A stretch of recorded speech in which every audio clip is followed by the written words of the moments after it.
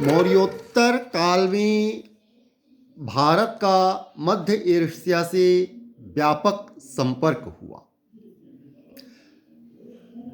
मध्य Asia से संपर्कों के परिणाम स्वरूप भारत पर अनेक सामाजिक राजनीतिक प्रभाव पड़े। समाज में नए तत्व आए, राज्य व्यवस्था में परिवर्तन आए। इसके अलावा धर्म व्यवस्था में भी संबंधित परिवर्तन देखने को मिलते हैं। पहले यूनानी आए, फिर शक आए, फिर पार्थिव या पहलव आए, फिर कुषाण वंश आए और इन्होंने अलग अलग क्षेत्रों में अपना राज्य सत्ता स्थापित की और भारतीय समाज में ही वे रच बस गए। तो इसका व्यापक प्रभाव पड़ा भारत की सामाजिक व्यवस्था, राजनीतिक व्यवस्था पर, धार्मिक व्यवस्था पर भी। तो जैसे यहाँ बौद्ध महायान संप्रदाय का उद्भव हुआ। मौर्योत्तर काल में भारतीय धर्म में बहुत परिवर्तन हुए। वस्तुतः इसके दो प्रमुख कारण थे। व्यापारियों और शिल्पियों के कार्यकलाप में असाधारण तेजी का आना और मध्य एशिया से भारी संख्या में नए नए लोगों का आना। इसका विशेष प्रभाव बौद्ध धर्म पर पड़ा। नगरों में व्यापारियों और शिल्पियों का जमाव बढ़ता गया और बौद्ध भिक्षु एवं भिक्षुणियाँ उन व्यापारियों और शिल्पियों से नकद दान लेने का लोभ दबा नहीं पाए। इसीलिए आंध्र प्रदेश के नागार्जुन कोंडा के मठ क्षेत्रों में भारी मात्रा में सिक्के मिले हैं और बौद्धों ने उन विदेशियों का भी स्वागत किया जो मांस खाते थे। इन सबों का अर्थ यह हुआ कि तपस्वी की तरह जीने वाले भिक्षुओं और भिक्षुणियों के दैनिक जीवन के नियमों में ढिलाई आई। अब वे सोना चांदी छूने लगे, मांस खाने लगे और उत्तम कपड़े पहनने लगे। अनुशासन इतना शिथिल हो गया कि कुछ भिक्षु संघ को छोड़कर गृहस्थ जीवन में लौट आए। बौद्ध धर्म का यह नया रूप महायान कहलाने लगा। अपने पुराने प्यूरिटियन रूप में बौद्ध धर्म में बुद्ध से संबंधित कुछ वस्तुओं की उनके प्रतीक रूप में पूजा की जाती थी। ईस्वी सन के आरंभ से उन वस्तुओं की जगह बुद्ध की प्रतिमा आ गई। बौद्ध धर्म में मूर्ति पूजा का आरंभ होने से मूर्ति पूजा हिंदुओं में भी खूब चल पड़ी। महायान का उदय होने पर बौद्ध धर्म का पुराना प्यूरिटन संप्रदाय हीनयान कहलाने लगा। सौभाग्यवश कनिष्क महायान का महान संरक्षक हो गया। उसने कश्मीर में बौद्धों की एक परिषद आयोजित की। पार्षदों ने 3 लाख शब्दों में एक ग्रंथ की रचना की जिसमें तीनों पिटकों या बौद्ध साहित्य की पिटारियों की पूरी तरह व्याख्या की गई। कनिष्क ने इस ग्रंथ को लाल ताम्रपत्रों पर खुदवाया।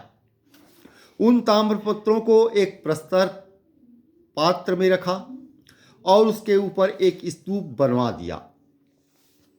यदि यह प्राचीन कथा सही हो तो ताम्रपत्रों सहित इस स्तूप का पता चलने पर बौद्ध धर्म ग्रंथ और सिद्धांतों पर नया प्रकाश पड़ सकता है। कनिष्क ने बुद्ध के स्मारक स्वरूप और भी अनेक स्तूप खड़े किए। इसके अलावा कला पर भी व्यापक प्रभाव पड़ा। जैसे विदेशी राजा भारतीय कला और साहित्य के उत्साही संरक्षक हो गए और उन्होंने वही उमंग दिखाई जो नया धर्म अपनाने वालों में होती है। कुषाण साम्राज्य ने विभिन्न शैलियों और देशों में प्रशिक्षित राजमिस्त्रियों और अन्य कारीगरों को इकट्ठा किया। इससे कला की कई नई शैलियाँ विकसित हुईं, जैसे गांधार और मथुरा शैली। मध्य एशिया से जो मूर्ति शिल्प की कृतियाँ प्राप्त हुई हैं उनमें बौद्ध धर्म के प्रभाव की छाया में स्थानीय और भारतीय दोनों लक्षण पाए जाते हैं। भारतीय शिल्पकारों का विशेषकर भारत के पश्चिमोत्तर सीमा प्रांत में मध्य एशियाई, यूनानी और रोमन शिल्पकारों के साथ संपर्क हुआ। इससे एक नई शैली की कला का उदय हुआ जिसमें बुद्ध की प्रतिमाएं यूनान और रोम की मिश्रित शैली में बनाई गईं। बुद्ध के बाल यूनान रोम शैली में आ गए।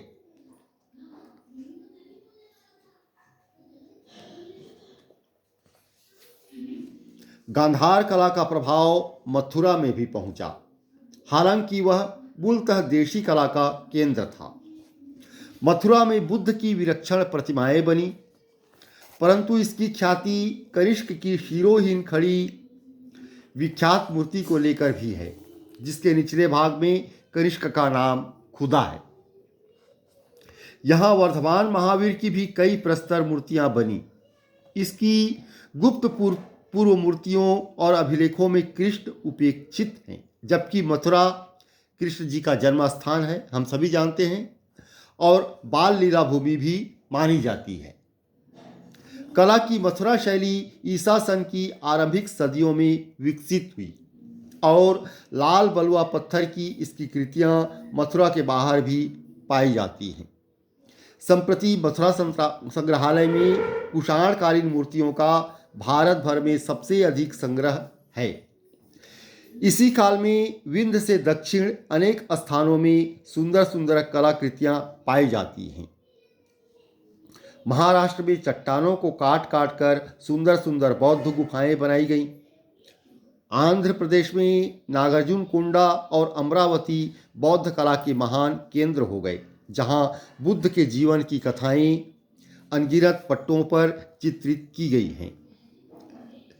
बौद्ध धर्म से संबंधित सबसे पुराने पट्टचित्र गया, सांची और बरहुत में पाए जाते हैं, जो ईसा पूर्व दूसरी सदी के हैं। परंतु हम मूर्तिकला का और भी विकास ईस्वी सन की आरंभिक सदियों में पाते हैं। इस साहित्य और विद्या के क्षेत्र में भी इसका व्यापक प्रभाव हम देखते हैं। मध्य एशिया से संपर्कों का व्यापक प्रभाव साहित्य और विद्या के क्षेत्र में भी देखा जा सकता है। विदेशी राजाओं ने संस्कृत साहित्य का संरक्षण संपोषण किया। काव्य शैली का पहला नमूना रुद्रदामन का काठियावाड़ अभिलेख है, जिसका समय लगभग 150 ईस्वी है। इसके बाद से अभिलेख प्रांजल संस्कृत भाषा में लिखे जाने लगे हैं। फिर भी अभिलेखों की रचना प्राकृत भाषा में करने की परिपाटी ईसा की 4वीं सदी या उसके आगे तक चलती रही। लगता है कि अश्वघोष जैसे कुछ महान साहित्यकारों को कुषाणों का संपोषण प्राप्त था। अश्वघोष ने बुद्ध की जीवनी बुद्ध चरित के नाम से लिखी। उसने सौंदर्यनंद नामक काव्य भी लिखा, जो संस्कृत काव्य का एक उत्कृष्ट उदाहरण है।